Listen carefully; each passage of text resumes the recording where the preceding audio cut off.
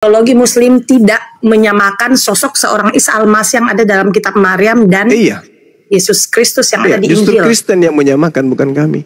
Oh enggak, kalau saya sendiri Bang Suma secara pribadi Nasrani saya enggak menyamakan karena faktanya terjemahan pertama masuk ke Indonesia itu bukan Yesus tapi Isa Al-Masih. Bahkan gereja bertaburan namanya gereja Isa Al-Masih. Dan tidak ada masjid bernama Masjid Yesus. Salam satu Tuhan.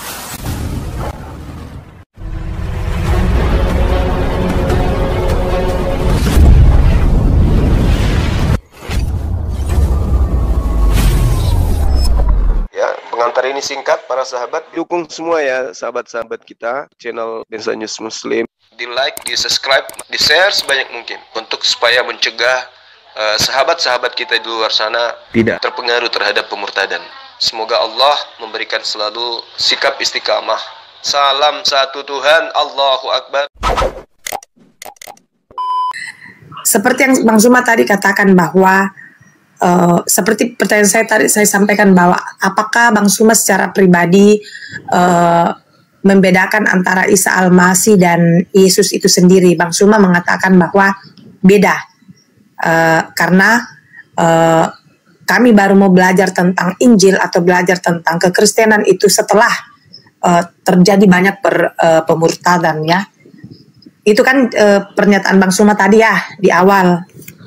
Nah, sedangkan yang saya lihat dalam surat Maryam sendiri Bang Suma, bisa diluruskan kalau salah.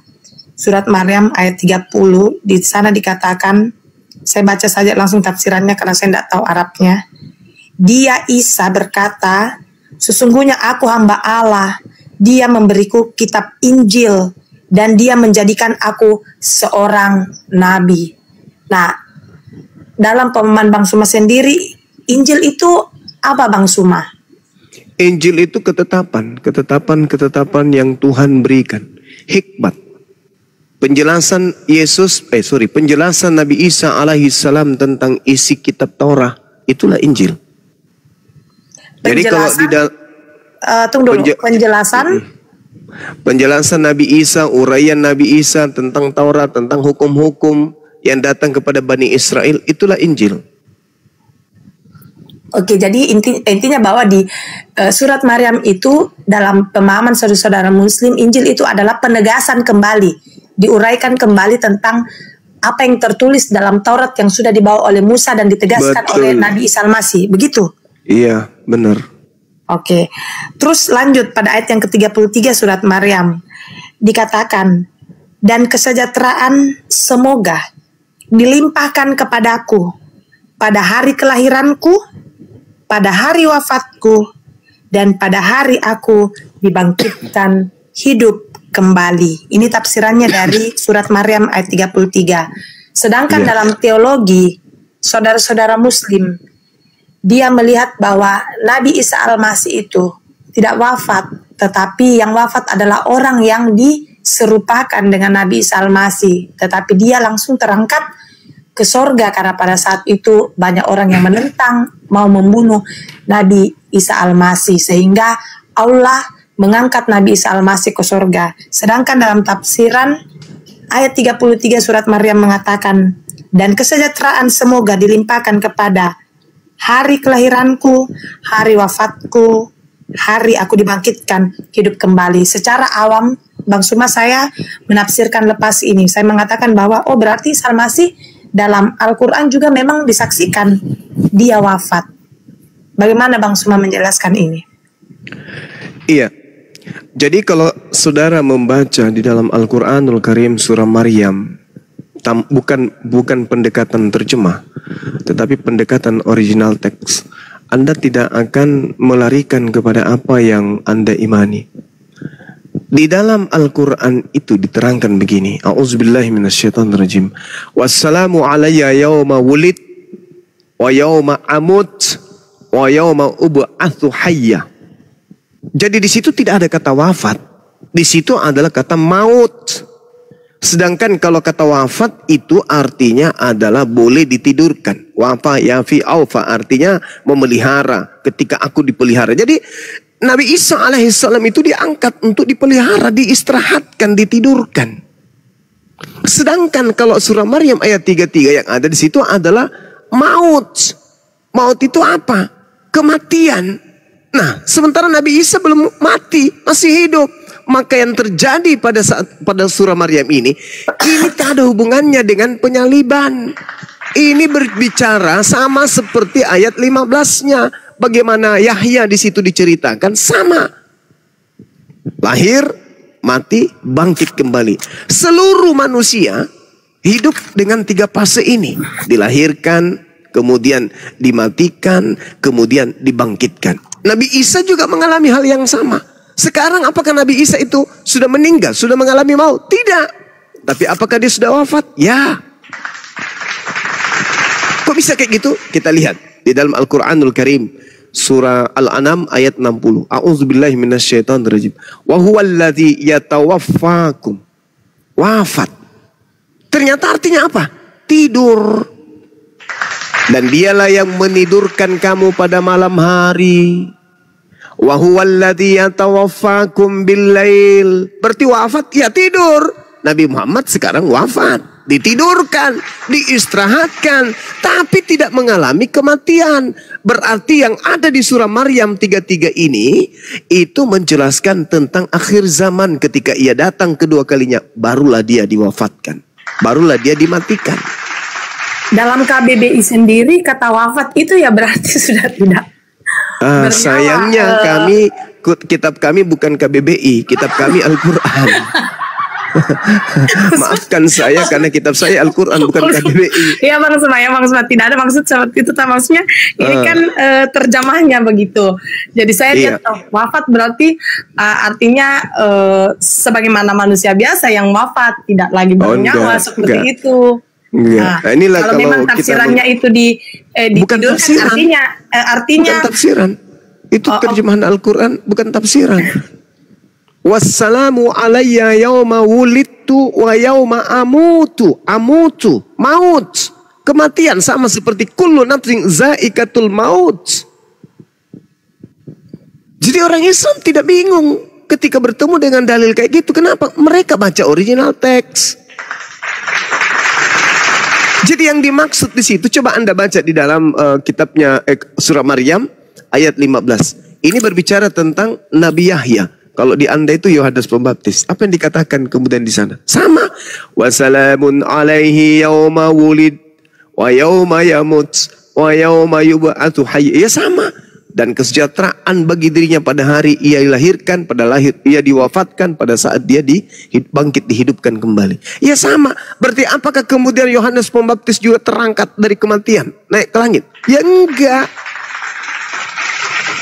Ini berbicara di ayat 15-nya itu berbicara tentang Nabi Yahya. Di ayat 33 itu berbicara tentang Nabi Isa. Tapi narasi yang dibangun 3 fase. Pada saat aku dilahirkan, pada saat aku diwafatkan, pada saat aku dibangkitkan hidup kembali. Nah, ternyata di situ ceritanya adalah maut, bercerita tentang maut, bukan bercerita tentang tidur.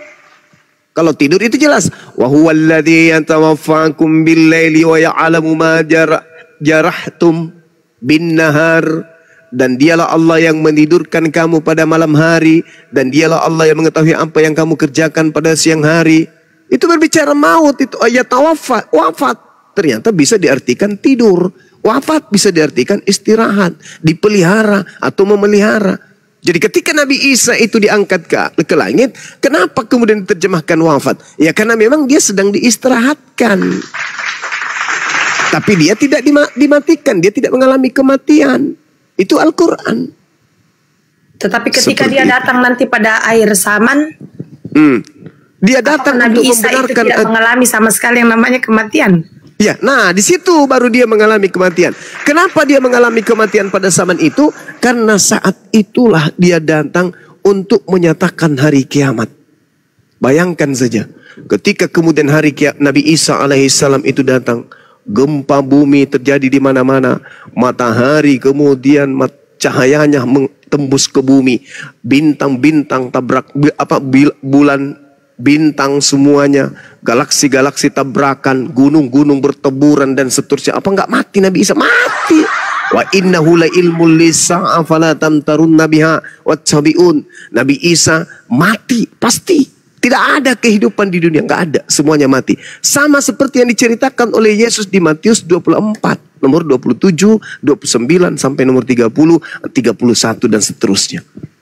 Yesus menceritakan itu. Bintang-bintang berjatuhan, matahari menjadi gelap, bulan tak bercahaya, kuasa langit berguncang, seluruh manusia akan merantap dan seterusnya. Yesus sendiri yang menceritakan itu.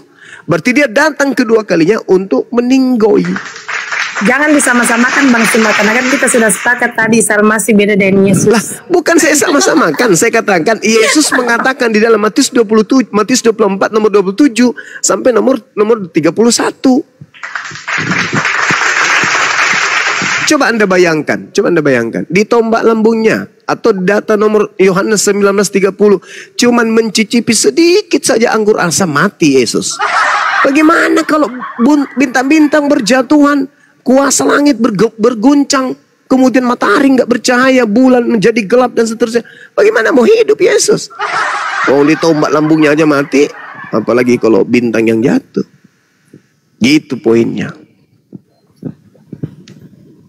Oke Bang Suma. Jadi, ya silakan. Ya, silakan dulu yang lain. Siapa tahu mau bertanya Bang Suma, nanti saya terlalu baik bertanya. Ya nggak apa-apa. Kalau nggak ada yang lain saya bertanya terus ini Bang Suma. Ya nggak apa-apa. Yang penting nggak menghujat kita. Silakan. Wah enggak lah Bang Suma. Saya sudah berapa kali ikuti diskusi ini Bang Suma, saya tidak pernah menghujat. Alhamdulillah. Bu Meriade ini Kristen apa Nasrani? Ateis Bang Andi. Buset dah. Tumben aja ada orang Depasau jadi Kristen Banyuwa. Perasaan ini bukan pertama kali saya masuk di Komal ini ya Bang Andi. Bertanya terus. Ateis Bang, ateis. Oh, Anda sekarang menjadi ateis? Enggak lah Bang. Maksudnya Kristen apa Nasrani? Beda loh. Saya Kristen Bang. Oh, Kristen. Ya Bang Suma, kan ini ada beberapa bulan terakhir banyak sekali beredaran di beranda-beranda TikTok tentang konsep-konsep surga nih Bang Suma. Iya. Baik yang disampaikan oleh para ulama sendiri dan para rohaniawan dari beberapa agama-agama secara khusus di negara kita. Nah, ada yang beberapa menarik Bang Suma, tapi saya baru sempat pertanyakan ini. Konsep surga dalam teologi saudara-saudara Muslim. Itu ada beberapa ulama yang berkhotbah. Kalau dalam Muslim berdakwah ya, begitu ya, berdakwah. Iya. Disampaikan bahwa konsep surga dalam teologi Muslim itu sangat menyenangkan. Salah satunya ialah bagi para lelaki disediakan bidadari-bidadari dan bagi para perempuan disediakan pangeran-pangeran. Itu bagaimana itu Bang Suma? Tidak ada itu bagi seorang. Karena ini banyak sekali yang berkeliaran di beranda-beranda ini. Iya. Apa ini Kalau bidadari, pangeran-pangeran? Nah, perempuan itu bagaimana? Perempuan itu tidak pernah diceritakan akan mendapatkan pangeran-pangeran. Nggak ada. Al-Quran menceritakan begini. A'udzubillahi minasyaitonirrajim. Fala ta'lamu nafsum ma ukhfi lahum min qurrah a'yun jazaa'an bima kanu ya'malun. Maka tidak seorang pun mengetahui apa yang disembunyikan untuk mereka, yaitu bermacam-macam kenikmatan yang menyenangkan hati mereka, sebagai balasan yang terhadap apa yang pernah dikerjakan ketika hidup di dunia. Jadi tentang surga itu masih rahasia. Lalu bagaimana dengan bidadari-bidadari? Ya itu untuk mengajak orang-orang jahiliyah pada zaman itu untuk berhenti berzina, untuk berhenti melakukan kemaksiatan. Karena kebiasaan orang-orang jahiliyah itu ya menganggap wanita itu setara dengan hewan. Suka-suka mereka. Islam datang kemudian menghentikan itu. Berhenti. Kalau kau tidak melakukan itu, kelak Tuhan akan berikan kamu bidadari-bidadari yang cantik. Itu adalah asupan kepada mereka supaya mereka menghentikan Persinahan yang mereka lakukan pada zaman jahiliyah pada zaman itu. Yang menyampaikan langsung Nabi sendiri. Iya, Rasulullah Muhammad sallallahu alaihi wasallam menyampaikan melalui Al-Qur'anul Karim. Allah menyampaikan itu, mewahyukan kepada Nabi Muhammad kemudian menyampaikan kepada mereka. Makanya Al-Quran mengatakan, "Fala ta'lamu nafsun." Mereka tidak seorang pun mengetahui apa yang disembunyikan, kenikmatan apa yang akan diberikan oleh Allah di dalam surga. Cuman supaya mereka itu seibarat anak-anak kecil, kamu kalau berhenti main, ayah akan membelikan kamu ayam, satu mobil, ayah akan memberikan kamu ini dan seterusnya. Itu adalah janji Allah kepada mereka untuk menyenangkan hati mereka dan meninggalkan kemaksiatan. Sama seperti contoh nih, Yesus mengatakan, jika engkau percaya kepada aku, maka hari ini juga aku akan bersama engkau di Firdaus. Terbukti enggak? Enggak. Tapi supaya orang itu tidak melakukan kejahatan, Yesus memberikan janji. Nah, sama seperti itu. Tentang surga itu masih rahasia. Kita tidak bisa kemudian menelaah seperti apa kebahagiaan bagaimana nanti yang ada dalam surga itu. Karena itu alam gaib. Seperti itu. Silakan. Ya, kalau penjelasan begini saya masuk akal, Bang Suma, artinya bahwa itu adalah trik Nabi pada zamannya untuk menobatkan orang. Jadi sama saja seperti kita seorang ibu, pasti kita akan gunakan berbagai macam cara supaya anak kita nurut sama kita, seperti itu. Tapi kan yang bertebaran di sana para ulama banyak sekali itu, Bang Sumaya, yang mempleset-plesetkan bahwa dia seakan-akan mengatakan bahwa ya surga itu sudah begitu, seakan-akan kayak dia sudah pulang dari sana dan dia akan tahu segalanya. Dan saya rasa ini kayak khotbahnya akhirnya menjadi bahan tertawaan seperti itu, karena khotbahnya juga mungkin cara penyampaiannya, kalimatnya salah, seakan-akan bahwa memang konsep itu seperti itu di sana, benar-benar akan terjadi suasana seperti itu. Padahal sebenarnya dari penjelasan Bang Suma, kata-kata itu digunakan, trik-trik itu digunakan dalam konteks zaman Nabi untuk menobatkan orang. Seperti itu. Iya. Al-Quran menjelaskan begini. Bismillahirrahmanirrahim. Wa may ya'mal minas salihat min zakarin aw untha wa huwa mu'minun fa ulaika yadkhulunal jannah wa la yazlamuna naqira. Barang siapa mengerjakan kebaikan, baik laki-laki maupun perempuan, sedangkan mereka beriman, maka mereka itu akan masuk ke dalam surga, laki dan perempuan, dan mereka tidak akan dizalimi sedikit pun. Itu kata Quran. Jadi laki perempuan tidak dizalimi, tidak ada yang dizalimi di sana. Laki tidak dizalimi, istri tidak dizalimi, suami tidak dizalimi. Ini kata Quran. Makanya kalau berbicara mengenai yang diterangkan oleh para da'i, yaitu hanya untuk menyenangkan orang-orang yang kemudian lebih suka kepada kemaksiatan. Tapi orang yang mendengarkan itu menilainya dengan perspektif masing-masing. Kalau saya mengatakan bahwa itu masih rahasia. Orang-orang dulu disampaikan bagi yang suka minum khamar, yang suka mabuk-mabukan, berhenti. Di surga nanti ada sungai yang terbuat dari arak yang tidak memabukkan. Berhenti mereka. Kalau begitu kita kejar kebenaran hidup kekal. Makanya mereka tidak lagi melakukan hal-hal seperti itu. Jazirah Arab yang tadinya itu adalah jahiliyah, meninggalkan kejahiliaan mereka dan mengikuti baginda Rasulullah Muhammad SAW. Seperti itu, saudara. Oke, Bang Suma. Nah, sekarang permasalahannya ketika kita diperhadapkan dengan agama Kristen, ada dua mata rantai yang menarik. Mata rantai yang menarik yang kumaksud ini adalah ketika umat Islam dijanjikan kebahagiaan. Wanita di surga Islam dijanjikan dengan perhiasan, berlian, emas, permadani, bertaburan intan, mutiara dan seterusnya. Itu perempuan. Karena kecenderungan perempuan memang kepada perhiasan, bukan kepada laki-laki. Berbeda dengan laki-laki, mencari harta. Tapi dia tidak memenuhi tangannya dengan emas, berlian, intan, mutiara, anting-anting, kalung, gelang. Enggak. Tetapi apa yang mereka inginkan? Wanita. Kalau perempuan cari harta, bukan kemudian penuh berlian lantas dia mencari laki-laki, enggak. Itu bukan kodrat wanita itu. Kodrat wanita itu adalah harta, mutiara, berlian, keindahan. Sedangkan perempuan disuruh memilih harta atau wanita. Munafik kalau dia mengatakan dia milih harta, dikasih emas 1 karung, lalu dikasih perempuan 10. Munafik kalau dia pilih harta itu, munafik.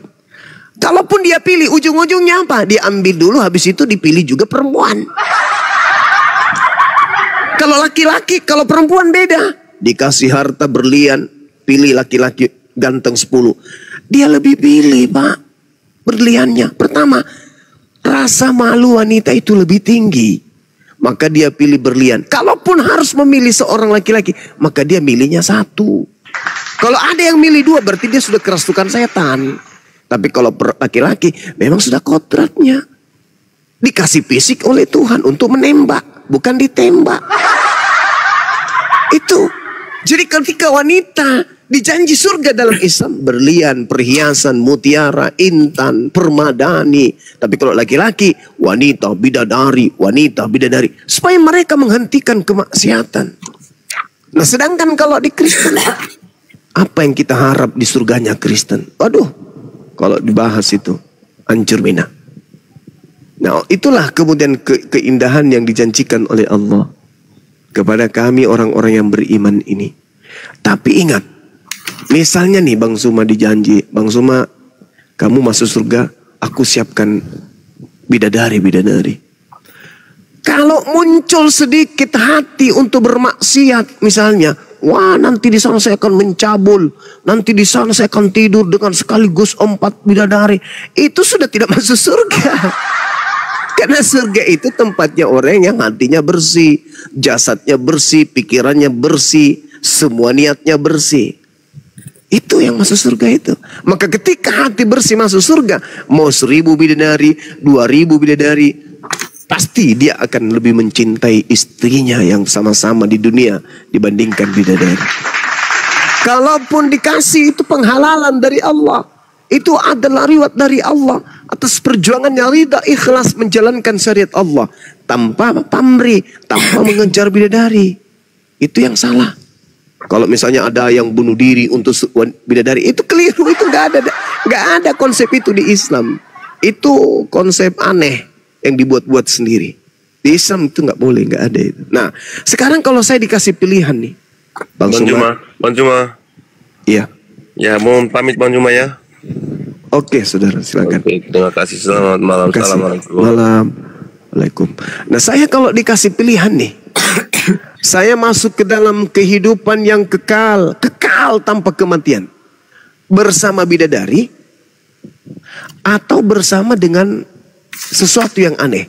Misalnya dalam 2 Samuel 2:29, asap membumbung dari hidungnya, api menjilat keluar dari mulutnya, bara api menyala keluar daripadanya. Sementara aku terus melihat dari tahta-tahta diletakkan, lalu duduklah yang lanjut usianya, pakaiannya putih seperti salju dan rambutnya bersih seperti bulu domba. Kursinya dari nyala api dengan roda-rodanya dari api yang berkobar-kobar.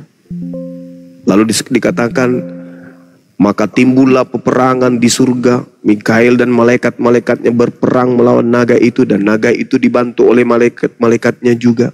Lalu dikatakan di kitab Mazmur, asap mengepul dari hidungnya, api yang menghanguskan keluar dari mulutnya, bara api keluar dari dalamnya. Saya kalau disuruh milih, mending saya dengan bidadari daripada bersama dengan makhluk besar, matanya merah, ketika dia bernapas keluar asap dari hidungnya, dia keluar api dari mulutnya, terus kita mau sama-sama dalam kehidupan kekal. Aduh, sorry lah, nggak mau jasa saya, Gang. Biarkan Thomas saya bersama dengan bidadariku daripada saya bersama dengan idende aja nak deh. Malak nak cini. Bayangkan misalnya itu. Asap mengepul dari hidungnya. Api yang menghanguskan keluar dari mulutnya. Siapa yang mau dibakar? Tolong. Mending saya sama bidadari dalam kehidupan yang kekal nih. Dalam kehidupan yang kekal kita ditemani dengan bidadari yang indah. Siapa yang gak mau? Kalau orang munafik, aku gak mau. Surganya Islam itu apa sih? Mending di surganya Kristen. Ngapain di surganya Kristen? Memuji-muji nenekmu kiper. Cobalah kau lakukan dulu 1 hari memuji-muji. Haleluya, haleluya, haleluya, haleluya, haleluya, haleluya, haleluya, haleluya, haleluya, haleluya, haleluya, haleluya, haleluya, haleluya. Nanti lama-lama jam kedua tidak bisa bilang haleluya lagi. Halu, halu, halu, halu, halu, halu, halu, halu. Kan yang di sana tubuh rohani Bang Suma. Pas jam ketiga nggak bilang lagi halu, lu. Ya sama aja kehidupan yang kekal. Kehidupan kekal mau kayak gitu, mau kayak mana hidup kekal? Kayak gitu gayanya. Itu bukan surga, itu neraka siksaan. Jangan ke surga deh. Di dunia ini saja. Saya mau lihat pendeta. Coba pendeta memuji-muji dalam 1 hari saja. Memuji tangkis itu.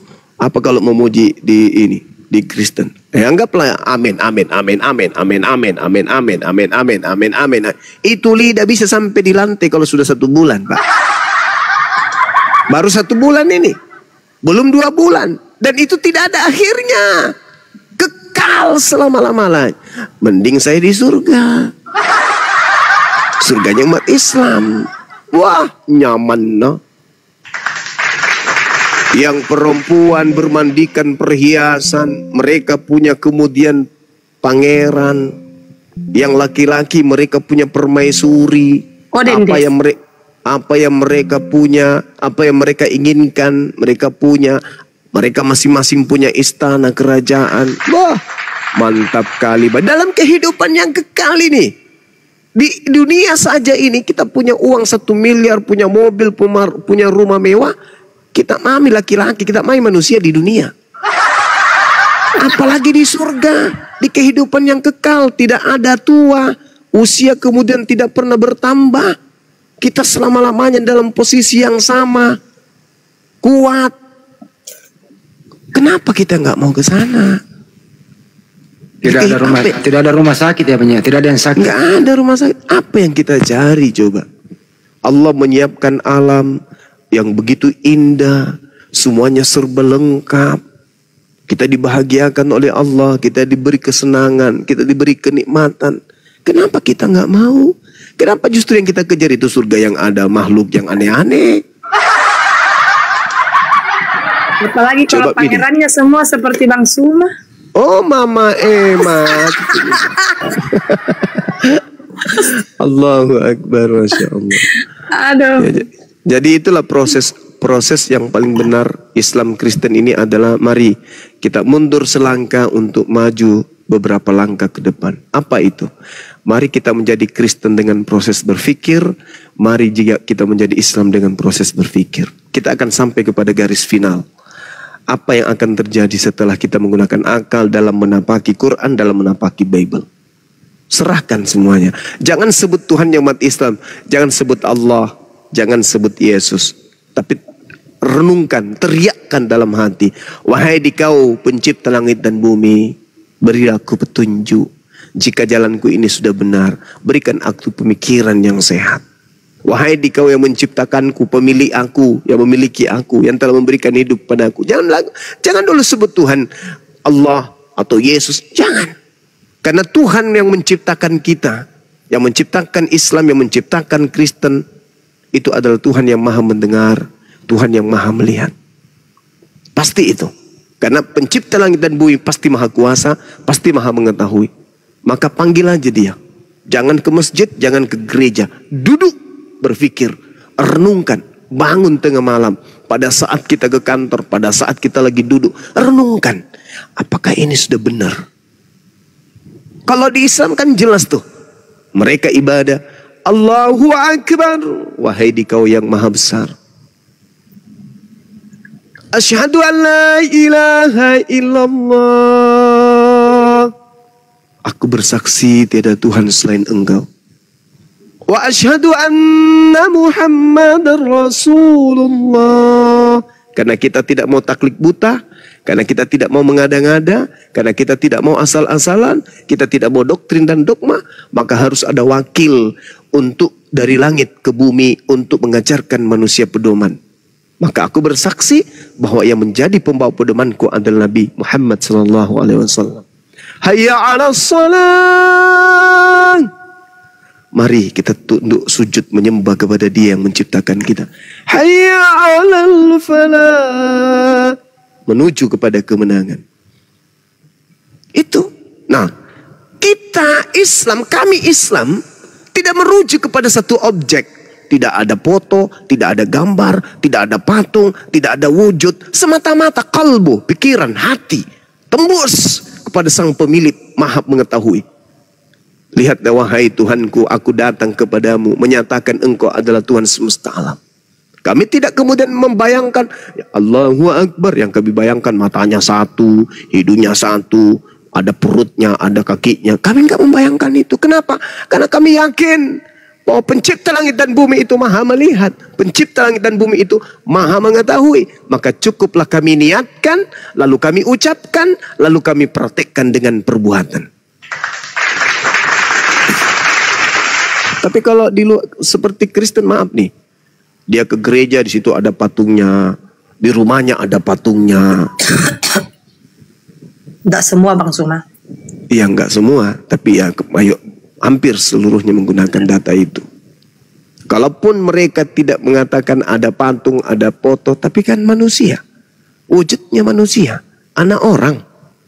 Sama aja pun. Sedangkan pencipta langit dan bumi mustahil punya keterbatasan. Makanya Al-Quran mengatakan Annallahu sami'un alim.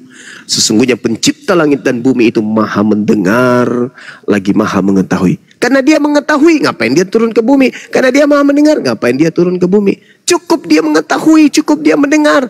Bahkan dalam Al-Quran, sanurihim, Al-Quran menjelaskan bahwa Allah menjadikan dirinya diketahui oleh hamba ciptaannya dengan menitipkan apa yang dititipkan oleh Tuhan pencipta langit dan bumi kepada kita manusia untuk kita tahu tentang dirinya. Akal dan juga hati, ruh. Itu. Sekarang kalau kita lihat nih, kita lihat tangan, coba kita lihat tangan kita. Oh, ini daging. Ini daging nih, ini daging, ini tulang, ini kuku. Apalagi ini urat, ini bulu-bulu, ini lengan nih. Kita tahu. Tapi adakah yang tahu tentang roh? Nggak ada. Padahal kita ini adalah roh itu sendiri. Roh itu sendiri. Tapi kita tidak tahu. Itulah yang dititipkan oleh Allah. Wahai manusia, kalau ingin engkau mengenali aku, maka kenallah dirimu. Nah, ini kita salahnya kita cari Tuhan itu. Mana Tuhan itu ya? Yang mana ya? Enggak bisa. Tuhan sudah menyatakan dirinya dalam diri kita. Apa itu roh? Manusia, roh kau kenali itu. Itulah serpihan cahaya dariku. Akalmu, itulah serpihan cahaya dariku. Bukan kau yang membuat akal itu. Aku yang membuatnya. Itulah bukti bahwa aku ada. Maka engkau akan sampai kepada aku jika engkau menggunakan dua alat ini untuk mencariku. Apa itu? Rohmu dan juga akalmu. Pakai dua serpihan cahaya itu. Maka engkau akan sampai. Makanya itu tadi, saudari, kalau saudara ke gereja misalnya nih ya, Tuhan Yesus dimuliakanlah namamu. Yesus dengar kagak? Enggak. Tapi kalau kami, Allahu Akbar, Allahu Akbar. Duhai engkau yang maha mendengar, yang maha besar. Dengar. Karena Dia memang kan kalau teman-teman muslim juga salawatan itu kan Bang Suma kan dia juga menyebut-nyebut Nabi Muhammad, ya. Muhammadku kan kayak gitu, kayak memuji juga. Salawat itu memuji Nabiullah. Bayangkan kalau tidak ada Nabi Muhammad, kita seperti anak yatim piatu di atas muka bumi ini. Seperti seekor kera, tak ada petunjuk. Nabi Muhammad datang memberi petunjuk. Maka kita bersyukur Tuhan datang melalui nabinya mengajarkan cara kita untuk menghadap kepada dirinya. Bayangkan tuh, manusia adalah makhluk yang diberi kecerdasan intelijensi yang mantap. Diberikan kemampuan untuk memilih baik dan buruk. Dan manusia itu memiliki kehendak bebas, free will. Kemudian manusia itu diuji. Sakit, lapar, masalah keluarga, masalah ekonomi, masalah masyarakat, di pekerjaan, diuji kita. Lalu setelah kita diuji, kita diberi pilihan. Kamu mau menjadi jahat atau kau menjadi buruk? Atau kau menjadi baik? Kalau menjadi baik, pakai tingkat intelijensimu. Mau menjadi jahat, pakai tingkat intelijensimu. Nah sekarang itu pilihan. Manusia, coba bayangkan. Lihat itu pesawat, beribu ton beratnya, baja. Tapi manusia saking hebatnya, mampu melayangkan kemudian besi baja yang begitu berat antara negara satu dengan negara. Begitu hebatnya manusia itu. Jadi manusia ini adalah makhluk super yang bisa melakukan apapun sesuai dengan kemampuan logika akal yang dia punya. Akan tetapi celakanya kalau mereka tidak mendapatkan petunjuk. Sama nih, ada seorang profesor ketika dia SD tekun belajar. Kerjanya cuma menghitung matematika, kimia, fisika. Habis waktu. SMP begitu lagi. SMA begitu lagi. S1 begitu lagi. S2 begitu lagi.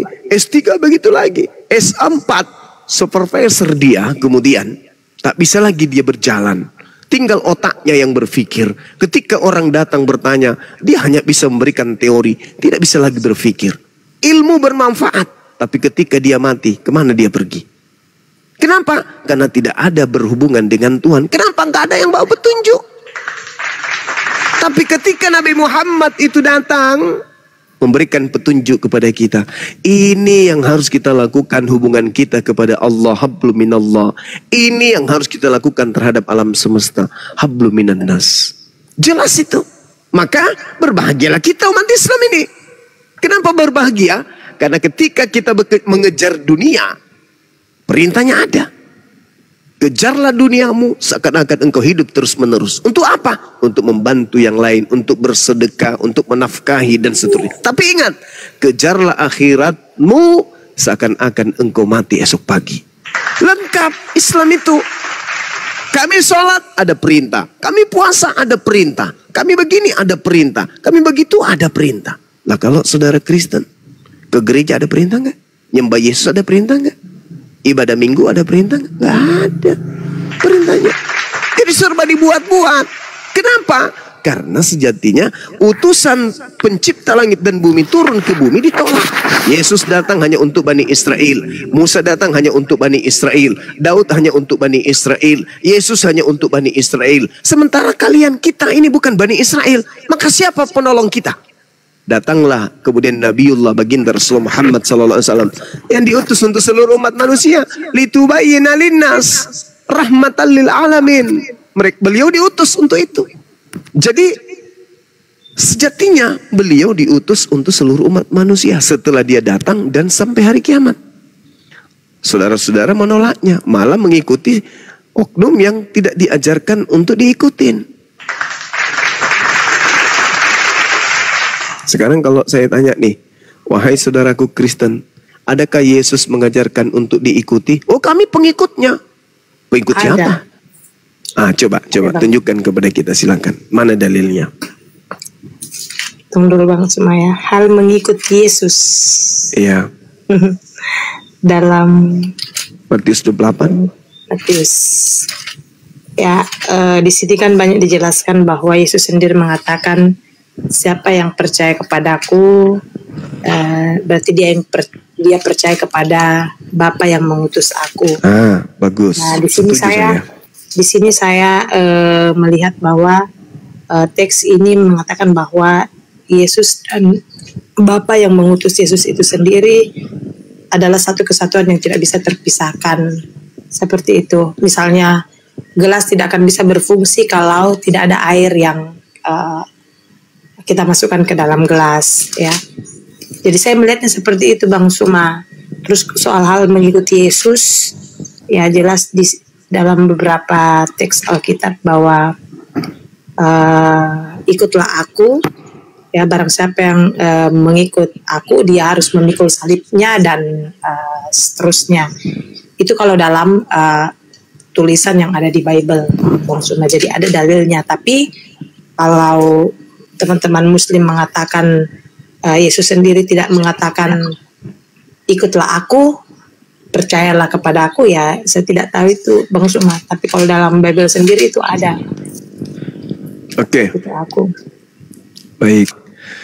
Jadi gini, kita ini orang Sulawesi, ya orang Indonesia lah pada umumnya, memiliki tingkat kecerdasan rata-rata kan ya. Ketika berbicara mengenai konsep kepercayaan, keyakinan, sejatinya kita harus mendudukkan perkara demi perkara pada tempatnya. Maksudnya gimana? Yesus datang sebagai guru. Di mana dia mengajar? Di kampusnya. Dia dosen bagi mahasiswa yang ada di kampusnya. Dia bukan dosen bagi mahasiswa yang ada di kampus lain. Apalagi menjadi murid orang-orang yang menjadi guru dari orang-orang yang datang 2000 tahun setelah dia pergi. Yesus mengatakan, aku diutus hanya kepada domba yang sesat dari Bani Israel. Sekarang apakah kita Bani Israel? Bukan. Loh, ucapan siapa yang mengatakan kalau dia diutus hanya untuk Bani Israel? Ucapan Yesus tertulis di mana? Matius 15:24. Aku diutus hanya kepada domba yang sesat dari umat Israel. Katanya tadi barang siapa yang percaya. Ucapan Yesus ketika dia berbicara, ucapannya itu hanya untuk Bani Israel. Orang yang nyamar-nyamar jadi pengikut akan percaya diri. SKSD. SKSD apa itu? Sok dekat, sok akrab. Padahal Yesusnya hanya berkata kepada Bani Israel. Aku diutus. Ketika dia mengatakan, aku berkata kepadamu, bukan berkata kepada di luar Bani Israel. Aku akan pergi ke rumah Bapa, karena di rumah Bapa banyak tempat untuk menyediakan untukmu. Untukmu, kamu. Bukan kepada yang di luar kamu.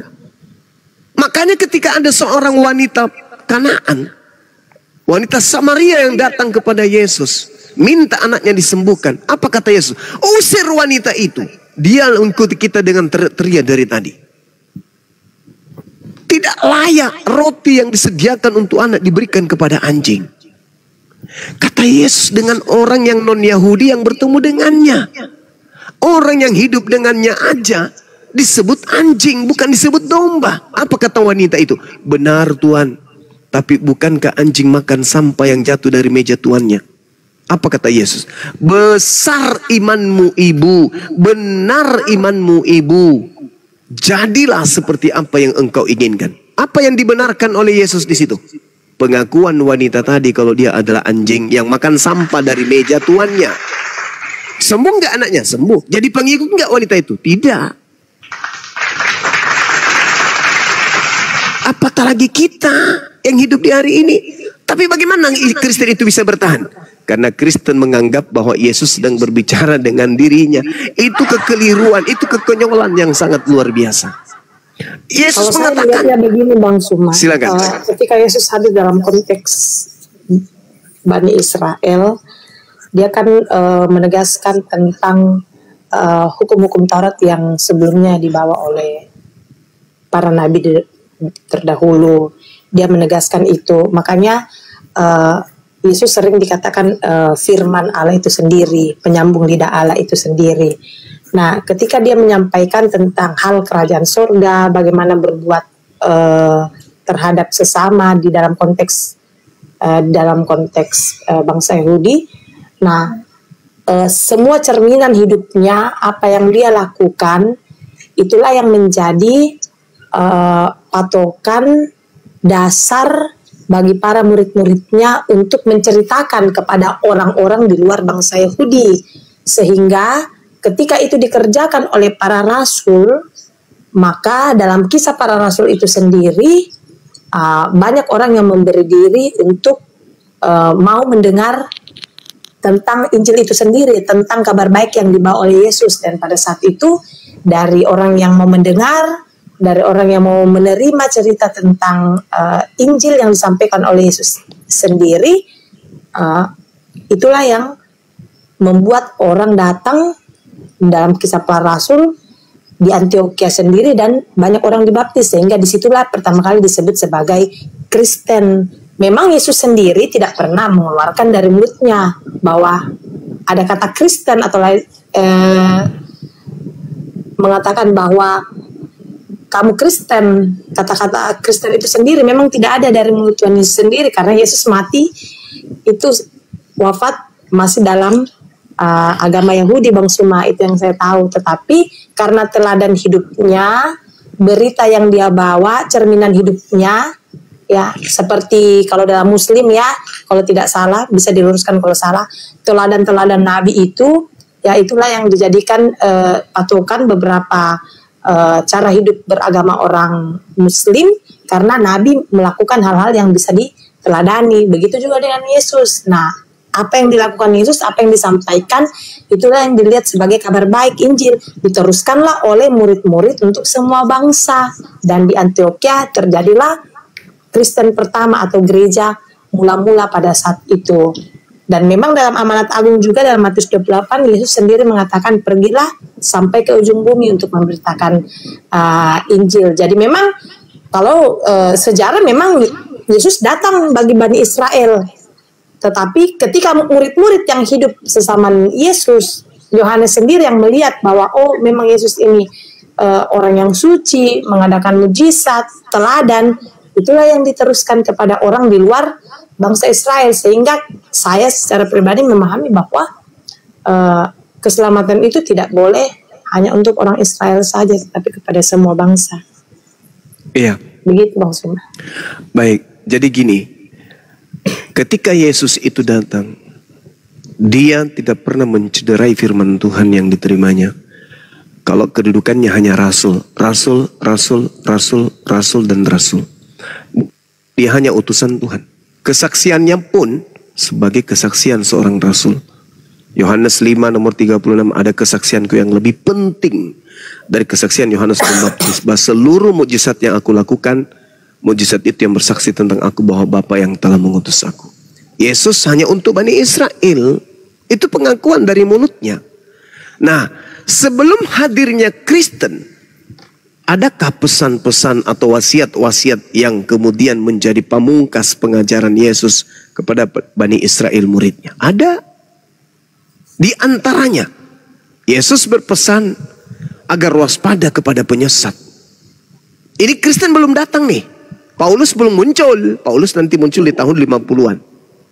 Apa kata Yesus di antara tahun 30 sampai tahun 33? Waspadalah kepada penyesat yang datang kepadamu dengan memakai namaku dan berkata akulah Kristus. Mereka akan menyesatkan banyak orang. Ini ucapan Yesus sebagai dosen kepada mahasiswa di dalam kampusnya. Kristen ada nggak di situ? Enggak. Antioquia itu Paulus. Lalu kemudian murid-muridnya diberi petuah, diberi kemudian nasihat. Waspada. Loh kok waspada kepada siapa guru? Waspada kepada penyesat. Penyesat ini tanda-tandanya apa? Memakai namaku. Dan berkata sendiri Bang Sumat, tidak hanya Paulus, ada Petrus, Yohanes, saksi mata sendiri. Iya betul, kan Yesus sudah mengatakan bahwa sebab Mesias palsu akan datang dan melakukan banyak mujizat. Yesus membuka nih. Dan sekiranya mungkin menyesatkan murid-murid pilihan juga. Ini belum ada Kristen, belum ada Kristen. Jadi kalau Kristen bertemu dengan murid Yesus dengan pola pengajaran yang sudah berbeda dengan Yesus, berarti penyesatnya berhasil kemudian menggenapi nubuat Yesus dalam Matius 24 nomor 24. Kristus palsu akan menyesatkan murid-murid pilihan juga. Nah sekarang mari kita dudukkan perkaranya. Bagaimana Yesus? Siapa Yesus menurut Yesus? Yesus menurut Yesus dia adalah utusan Tuhan. Bagaimana hukum Taurat itu menurut Yesus? Hukum Taurat itu adalah hukum yang tidak boleh dibatalkan meskipun yang paling terkecil. Kalau dibatalkan kata Yesus Matius 5 nomor 19 akan menempati tempat terhina di dalam kerajaan langit. Lalu Adakah Yesus kemudian menafikan bagaimana orang-orang bisa selamat dengan menjalankan hukum Taurat? Enggak ada. Bahkan Yesus mengajarkan ketika engkau ingin hidup yang kekal, apa yang diajarkan oleh Yesus dalam Matius 19? Jangan ini, jangan ini, jangan ini, jangan ini, jangan ini, jangan ini, jangan ini. Lalu orang kaya ini mengatakan, itu semua sudah aku lakukan, Guru. Kurang satu. Kata Yesus, apa itu? Jual hartamu, berikan kepada si miskin. Itu rahasia untuk mendapatkan keselamatan. Itu ajaran Yesus. Udah selesai. Penyesatnya muncul. Apa yang terjadi? Hukum Taurat itu sampah. Hukum Taurat itu tinja. Hukum Taurat itu bukan kebenaran. Kalau kau mengharapkan kebenaran dari hukum Taurat, maka Yesus Kristus kamu akan lepas dari kasih karunia Yesus. Sia-sia kematian Yesus kalau engkau masih mengharapkan kebenaran dalam hukum Taurat. Itu ajarannya. Yang tadinya Sabtu dirubah menjadi Minggu. Yang tadinya Tauhid Ahad dirubah menjadi Trinitas. Yang tadinya sinagoge berubah menjadi gereja. Yang tadinya kemudian jangan makan babi menjadi makan babi. Bersunat menjadi tidak bersunat. Ini habis itu orang-orang yang disesatkan ini mengaku kami pengikut Yesus loh. Padahal yang mereka ikuti bukan Yesus anak Maria. Kalau mereka mengikuti Yesus anak Maria, satu syaratnya. Apa itu? Mereka harus Bani Yakub. Kedua, mereka harus menjadi Yudaism. Itu kalau pengikut Yesus. Yesus anak Maria. Tapi karena mereka Kristen, polanya berbeda dengan Yesus anak Maria. Dan mereka mengatakan kami pengikut Yesus, kami mengikuti Kristus. Maka yang diikutinya adalah penyesat yang dinubuatkan oleh Yesus. Nah, mana kita sederhanakan? Matius 24 nomor 4 nomor 5. Waspadalah agar kamu jangan disesatkan. Kamu itu siapa? Bani Israel, murid-muridnya yang duduk bersamanya di Bukit Zaitun. Waspadalah agar kamu jangan disesatkan. Sebab akan banyak penyesat yang datang dengan memakai namaku. Banyak orang datang memakai nama Yesus dan berkata, aku ini, Yesus ini adalah Kristus. Pertanyaannya, siapa di antara dua agama besar ini, Islam atau Kristen, yang membawa nama Yesus dan mengklaim Yesus itu adalah Kristus? Islam kagak. Yang dibawa oleh oleh umat Islam adalah Nabi Muhammad. Sedangkan Kristen yang dibawa adalah Yesus Kristus. Dan mereka akan menyesatkan orang banyak. Nah, siapa nih yang membawa Kristus Yesus? Islamkah atau Kristen? Itu di dalam Matius 24 jelas sekali tuh. Waspadalah agar kamu jangan disesatkan, sebab akan banyak orang datang memakai namaku dan berkata akulah Kristus. Jadi penyesat ini mengatakan Yesus itu Kristus. Mereka akan menyesatkan banyak orang. Nah, siapa itu yang menyesatkan banyak orang ini? Yang memakai nama Yesus, yang mengatakan Yesus itu adalah Kristus, yang mengaku diri mereka sebagai pengikut Kristus. Siapa mereka ini? Itu singkatnya. Jadi kalau ada orang mengajarkan menyembah kepada Yesus karena Yesus itu Kristus, nah itulah orang-orang yang menggenapi yang dimaksud oleh Yesus tadi. Saya kira begitu. Saya kembalikan kepada siapa? Bang Handi. Mudah-mudahan beliau masih monitor. Monitor dong. Ditanggapi dulu Bu Mary. Ya. Kian Santa masih monitor? Monitor, Guru udah monitor. Oke, Iya. Bang. Nah, Kalau di nanti Al-Quran di-spill, sendiri ini kan ada fotonya namanya Putu Dewi. kayak surat Maryam, Dewi surat Putu. Gurunda izin dikirim ke WA yang satunya Gurunda. Soalnya Oke, baik, HP baik. yang ini ya. Oke, sip. Lanjut Mbak, lanjut. bukan orang Jawa, Bang. Iya. Panggil Mbak. Iya, sorry. Yendi. Yendi. Lamar Pak. Solat adoma itu raya. Solat dia mah itu raya, iya. Anu maki. Ya teroko. Terus kan di Pak Bom. Tak era kenakan deh Pak Bom. Oke, Bang Sumar. Bukan di sana yuk. Sulit pale. Lanjut Maki. Injo tak sakko, Mak. Minum ki dulu air. Minum kita dulu tasak kok. Kan dia para tuh baje. More-more. Tahu nggak, Mak? More-more. More-more di kana. Anak apa ya? Anak nambe. Anak-anak di pasau. Yang kayak begitu Bang Handi, satu kerbau itu. Wih, kerbau maloton tuh Injo. Tidak bunga. Itu lombong. Nah ini kan pernah saya dengar, saya pernah diskusi dengan Bang Suma. Bang Suma bilang begini sama saya. Contoh surat Injil Lukas ditulis oleh Theophilus. Apakah itu saksi mata langsung melihat tentang karya-karya yang dibawa oleh Yesus? Nah, Theophilus itu anak angkatnya Paulus. ya seperti itu. Kalau Injil Yohanes jelas kan, Petrus jelas, tapi kalau Injil yang lain kan pernah Bang Suma sampaikan itu masih dalam pertanyaan tanda tanya besar. Nah, sekarang saya mau bertanya tentang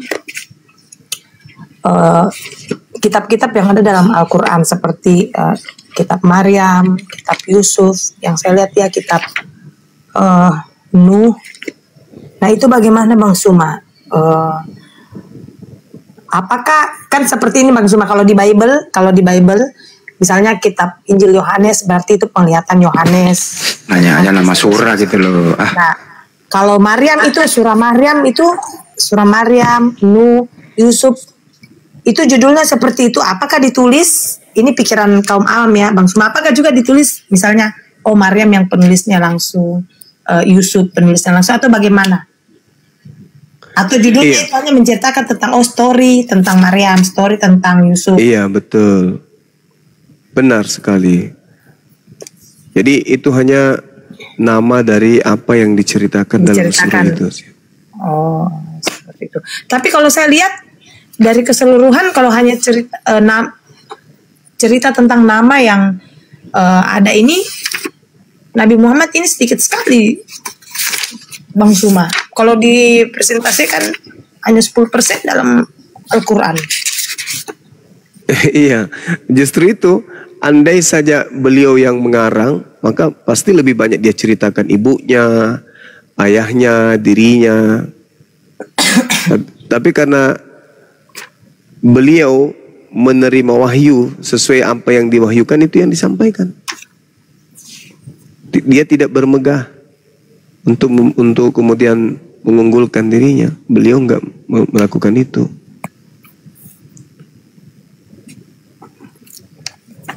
Tetapi apakah benar ketika dia menyampaikan kepada kaum Quraisy, keluarganya sendiri yang banyak menentang pemberitaannya karena dianggap bahwa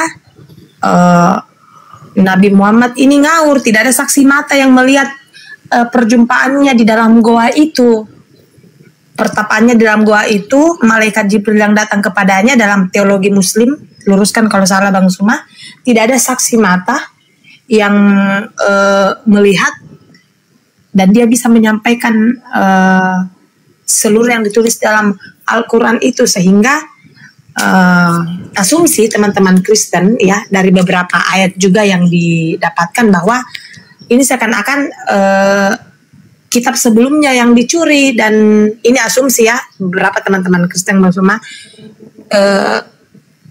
terjadi pencurian kitab dari tulisan-tulisan sebelumnya, sehingga itu kenapa banyak terjadi kemiripan.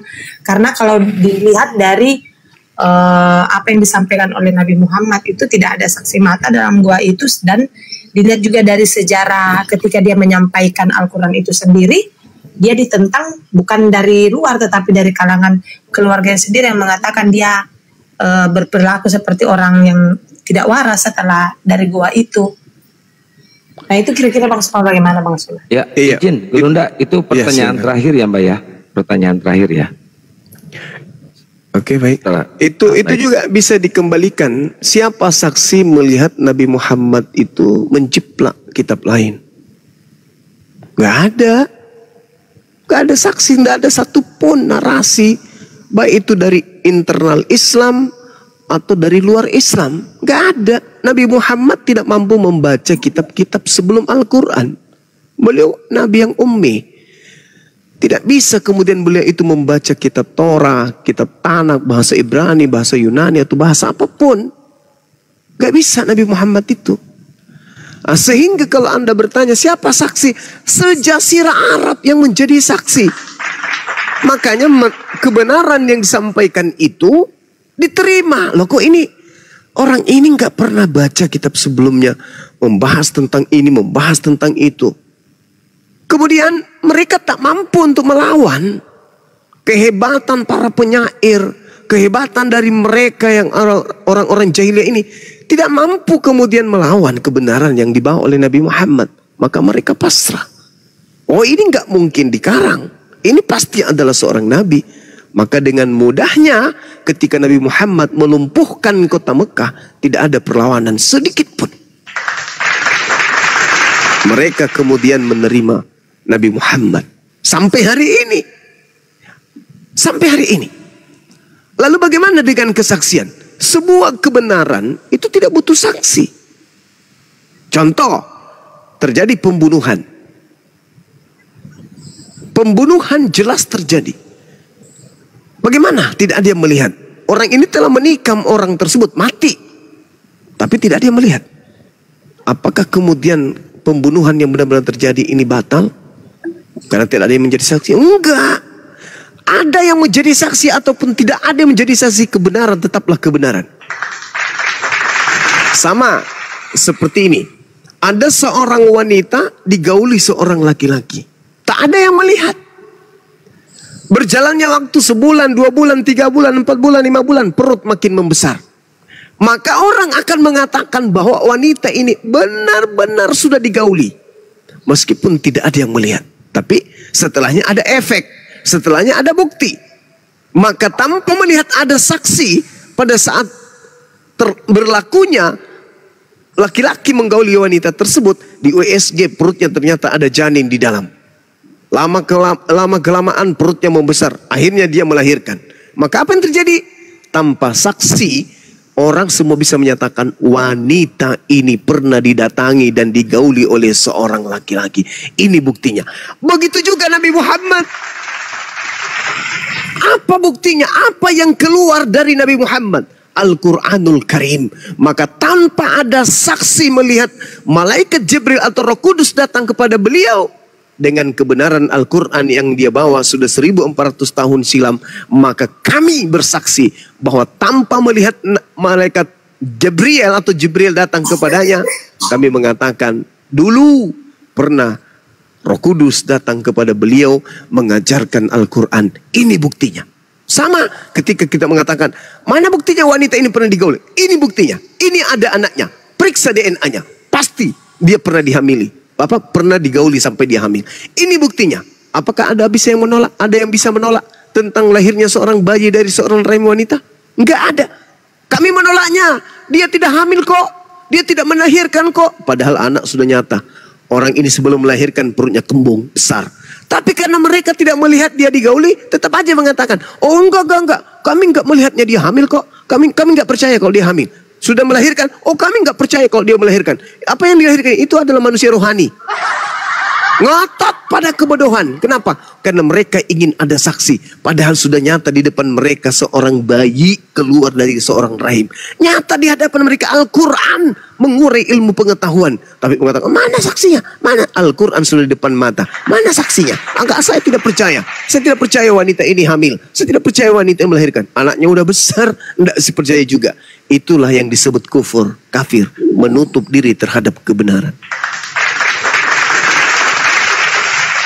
Seorang profesor yang sekolah belajar di zaman digital, zaman modern hari ini, lengkap dengan komputer, lengkap dengan alat canggih, lengkap dengan mikroskop sekalipun untuk melakukan penelitian, akan terjadi masa di mana catatan ilmiahnya itu akan tertinggal oleh zaman. Apa yang ditemukan oleh profesor ini ada masa di mana akan tertinggal dengan temuan-temuan yang baru oleh profesor-profesor yang baru, dengan tenaga-tenaga yang baru, dengan alat-alat yang lebih canggih, yang lebih modern, yang lebih baru. Bagaimana dengan Nabi Muhammad? SD kagak, SMP kagak, SMA kagak, apalagi profesor. Dan bukan 100 tahun yang lalu, 200 tahun yang lalu, 300, 1400 tahun yang lalu. Tapi apa yang ditorehkan oleh Al-Quran tidak bisa diganti oleh hukum manapun, tidak bisa diganti oleh ilmu manapun, tidak bisa diganti oleh pengetahuan apapun, tidak bisa dirubah oleh zaman secanggih apapun. Apakah ini karangan? Tidak, itu dari Sang yang Maha Mengetahui. Kenapa enggak cacat? Karena itu wahyu yang Maha Mengetahui. Kenapa tidak salah? Kenapa tidak berubah? Kenapa tidak diganti? Kenapa enggak ketinggalan zaman? Karena yang Maha Mengetahui punya perkataan, bukan Nabi Muhammad. Nabiku hanya penyampai tok. Beliau bukan yang mengarangnya. Ini wahyu Allah yang aku sampaikan. Kalau ada salah silakan Anda nilai. Kalau ada sesuatu yang kurang silakan Anda nilai. Sudah 1400 tahun silam. Apa yang aku ucapkan adalah apa yang diperintahkan untuk aku katakan. Al-Quran surah An-Najm ayat 2, 3, 4, 5 dan seterusnya. Jadi kita tidak butuh saksi, ada saksi. Kemudian penulisan Al-Quran itu sendiri dari zaman Nabi, ya, Nabi Muhammad hidup, ya, sampai dikumpulkannya dalam satu kesatuan seperti ini sekarang yang dibaca oleh saudara-saudara Muslim. Al-Quran itu membutuhkan waktu berapa lama? Nabi Muhammad, sahabat-sahabatnya, Nabi Muhammad Sallallahu Alaihi Wasallam itu menerima Al-Quran bukan setahun, 2 tahun, enggak. Dan tidak ada proses kemudian, oh ini diganti, ini dirubah, ini begini, enggak. Itu enggak ada. Nabi Muhammad menerima wahyu, lalu disampaikan kepada murid-muridnya. Setelah disampaikan Al-Quran itu kepada murid-muridnya, murid-muridnya menghafalkan. Murid-muridnya kemudian menghiasi hidup mereka dengan Al-Quran. Menghiasi dengan lisan mereka dengan Al-Quran. Dan itu terjadi kurang lebih 22 tahun lamanya. Makanya dalam Al-Quran itu ada yang disebut ijazah. Apa ijazah itu? Legalitas, pengabsahan. Dan Nabi Muhammad mengatakan, Husu Al-Quran min arba'ah, min Abdillah bin Mas'ud, wa Salim, wa Mu'az, dan juga dikatakan Ubay bin Ka'af. Terima Al-Quran itu dari keempat sahabatku, Abdullah, Salim, Mu'az bin Jabal, dan Ubay bin Ka'af. Berarti Nabi Muhammad memberikan legitimasi. Nah, makanya ada yang disebut ijazah ardan wasima'an. Apa itu? Ya, metode penyampaian Al-Quran. Misalnya nih, saya seorang guru Al-Quran yang menerima kemudian Al-Quran dari guru saya. Saya sampaikan kepada murid saya. Secara praktik, seorang guru saya membacakan Al-Quran. Dan muridku mendengarkan Al-Quran itu dengan seksama. Setelah saya sebagai guru menyelesaikan bacaan saya, murid membaca ulang yang apa yang kubacakan tadi. Ketika murid saya ini mendengarkan, menghafalkan, dia harus baca. Misalnya, Iqra bismi rabbikal ladzi khalaq, khalaqal insana min 'alaq, Iqra wa rabbukal akram, alladzi 'allama bil qalami 'allamal insana ma lam ya'lam. Iqra. Nah, saya suruh murid saya baca, ulang. Maka dia ulang. Iqra bismi rabbikal ladzi khalaqa, khalaqal insana min 'alaq, Iqra wa rabbukal akram, alladzi 'allama bil qalami 'allamal insana ma lam ya'lam. Kalla innal insana la yatagha ar-ra'ahu istaghna, inna ila rabbika raj'a, ara'aita alladhi yanha abdan idza shalla. Dibaca oleh sahabat. Nabi Muhammad kemudian memberikan ijazah, memberikan kemudian legitimasi. Antum sudah bisa mengajarkan bacaan ini kepada orang yang ada di sekelilingmu. Nah, sahabatnya diberikan ijazah, diberikan kemudian legitimasi, diberikan validasi bahwa kamu sudah pantas untuk mengajarkan Al-Quran. Itu terjadi 22 tahun lebih namanya. Itu Quran tuh. Jelas itu. Maka disebutlah ijazat dan wasimaat. Jadi ada proses talaki. Nabi Muhammad membacakan, bertemu langsung dengan muridnya, muridnya menerima bacaan itu, muridnya menghafalkan bacaan itu, setelah dihafalkan, diuji oleh Nabi Muhammad. Begitu sudah lulus, maka beliau bisa mengajarkan qiraatul Quran kepada yang lain. Begitu selanjutnya, begitu seterusnya, sampai kepada hari ini kepada kami umat Islam. Jadi Al-Quran sedunia itu nggak bisa dirubah. Satu titik dirubah, sedunia akan bergemuruh. Nah itu dia, itulah bukti. Maka Al-Quran kalau ditanya siapa saksinya, kami umat Islam yang menjadi saksi. Makanya kami berani mengatakan apa? Wa asyhadu anna Muhammadar Rasulullah. Kenapa kami bersaksi? Oh beliau adalah Nabi. Ya sama, kami bersaksi wanita ini pernah digauli. Mana buktinya? Ini anak keluar dari rahim wanita tersebut. Ini pernah. Jadi apa yang dikeluhkan? Aku pernah digauli sama bom-bom. Ini hasilnya. Aku gak percaya. Aku gak ada lihat kok di situ. Nah sekarang pertanyaannya, apakah kita tidak percaya kalau kita ini adalah hasil buah dari upaya orang tua kita dalam beribadah melahirkan kita? Oh enggak. Pada saat ayahku tidur sama mamaku, aku nggak menjadi saksi, maka aku tidak percaya kalau aku ini adalah anaknya. Kampret, anak durhaka. Jadi kebenaran itu tidak mesti kita saksikan. Tapi kebenaran itu bisa kita tahu itu adalah sebuah kebenaran dengan proses berpikir. Itulah Islam.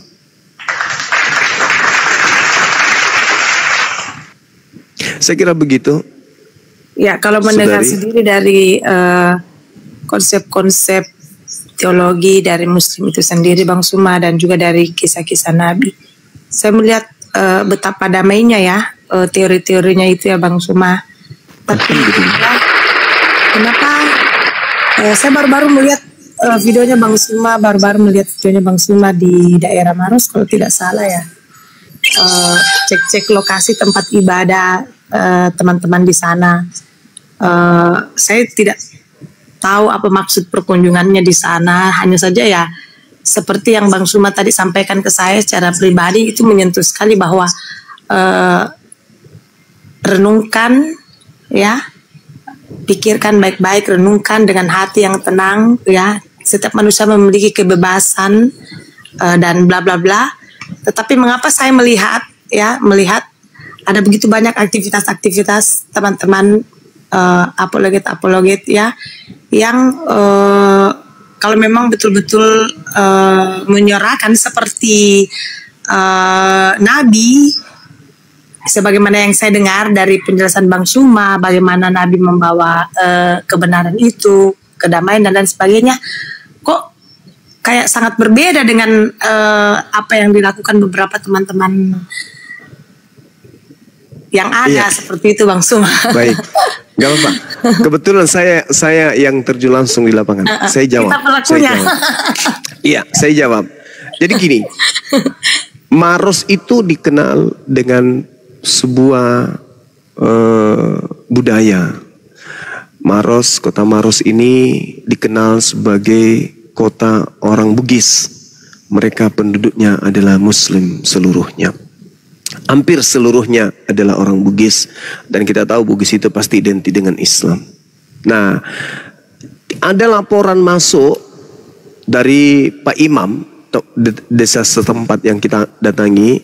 Laporannya itu bahwa terindikasi di sini terjadi gerakan-gerakan kristenisasi.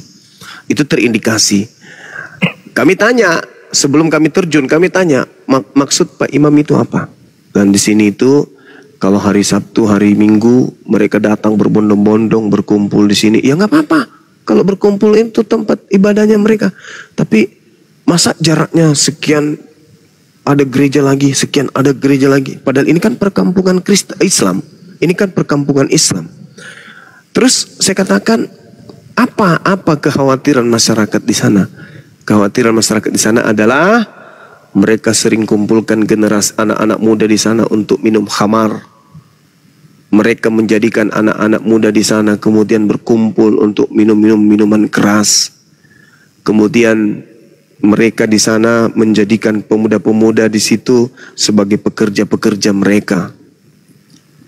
Dan kecenderungan mereka mengajak orang-orang lain datang untuk kebaktian di tempat tersebut. Ini pengalaman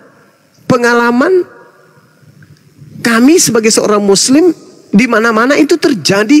Dan kalau dibiarkan, besok hari itu apa yang terjadi? Mereka dari satu rumah datang satu rumah lagi, akhirnya mereka membentuk satu komunitas di situ. Setelah terbentuk komunitas, apakah berhenti? Enggak. Mereka mencoba untuk menggait laki-laki, perempuan dari penduduk asli, dinikahin, dikawinin, dihamilin, beranak cucu. Akhirnya membelut menjadi perkampungan Kristen. Lama-lama, Maros kalau dibiarkan akan menjadi kampung Kristen. Karena itu sudah program, itu sudah terstruktur, terencana. Ada programnya memang. Bagaimana bisa masuk ke dalam, merangsuk ke dalam untuk mempengaruhi orang-orang agar menjadi pengikut. Ya itu bagus dalam perspektif agama Kristen. Tapi tidak bagus bagi kami yang Islam ini. Lalu bagaimana mempertahankan itu? Ya kami datang. Ini apa sudah ada izinnya? Apa sudah ada kemudian ini dan enggak apa-apa kita pertanyakan itu. Kenapa? Karena di tengah hutan belantara ada yayasan besar di dalam, ada asrama besar di dalam. Ini ada apa? Wajar itu dipertanyakan. Tidak masalah dipertanyakan selama kita tidak datang mengganggu. Kita hanya datang silaturahmi, mempertanyakan ini di sini kenapa di sini Pak? Kegiatan apa saja yang dilakukan, apa yang bisa kami bantu. Kalau di sebelah sana itu ada masjid, di situ ada tempat butuh air, ada air di sana, kami bisa tarikkan pipa dari sana. Kalau enggak kita sudah ada pipa. Oh iya Pak, nggak apa-apa. Kita hanya menghindari adanya gesekan. Justru karena itu kami datang, karena laporan masyarakat yang ada. Nah itu terjadi sama seperti negara-negara yang sudah dikuasai itu. Yang tadinya Islam, tapi karena Islamnya sibuk, tidak memperhatikan keadaan, tiba-tiba anak-anak menjadi pada murtad. Kawin-mawin menjadi berumah tangga, tiba-tiba sudah pindah agama dan seterusnya. Itu yang terjadi. Dan kami tidak menginginkan itu terjadi di situ. Tidak menginginkan terjadi hal-hal yang tidak diinginkan. Sama seperti wilayah Sopeng, sama seperti wilayah Malino. Itu terjadi itu. Karena kenapa? Umat Islam lengah, umat Islam tak peduli. Umat Islam itu sibuk dengan kegiatan-kegiatan yang lain, tidak peduli.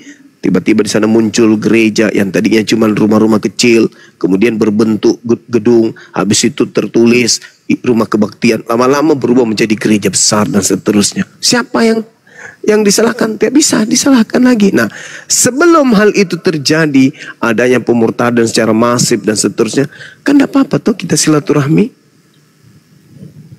Kami datang baik-baik di sana, kami kenalan, Bapak udah berapa tahun di sini, berapa warga di sini yang Kristen, gerejanya besar sekali. Dan pas saya datang waktu itu, yang datang itu deretan mobil-mobil mewah semuanya yang masuk ke hutan itu, masuk ke dalam hutan, benar-benar hutan. Begitu sampai di dalam ada gereja besar, berdekatan semua gerejanya. Padahal rumah pemukiman ya mungkin cuma 1, 2, 3, 4, 5, 6, paling banyak 20. Itu pun kalau ada. Tapi gereja-gereja besar, ternyata yang datang beribadah itu orang dari jauh, datang ke situ pakai mobil-mobil mewah. Kenapa enggak di kota aja gerejanya yang sudah ada besar? Kenapa harus di tengah hutan? Di mana hutan di situ perkampungan Bugis semuanya. Tapi kami enggak memaksakan, kami enggak mengatakan jangan bangun, enggak. Kami cuma datang silaturahmi saja, ya, supaya mereka juga tahu, oh ternyata kegiatan kita dipantau, oh ternyata kita di sini, masyarakat di sini sudah memahami kedatangan kita di tengah-tengah mereka. Itu maksudnya. Bukan datang untuk mengganggu, enggak. Kita ngobrol sama-sama. Mbak Sulayam be, oh Sule nak Toraja, oh doh. Sama-sama berarti sulit, sama-sama sulit kalau begitu. Begitu. Jadi bukan niatan untuk ini. Kita hanya Oke Bang Suma.